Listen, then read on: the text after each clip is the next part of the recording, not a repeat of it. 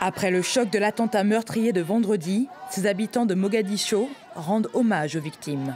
Lundi, des centaines de personnes se sont rassemblées dans la capitale somalienne pour dénoncer l'attaque commise par le groupe terroriste Al-Shabaab.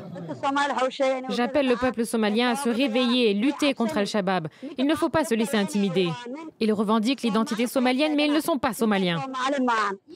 Les manifestants ont prié ensemble pour les morts et les blessés, en signe de compassion et de solidarité.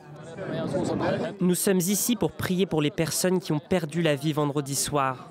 En tant que jeunes Somaliens, nous n'avons qu'une seule option, lutter contre Al-Shabaab et l'éradiquer de notre propre pays.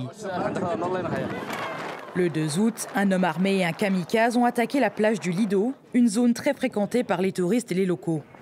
Ils ont tué au moins 37 personnes et en ont blessé plus de 200 autres.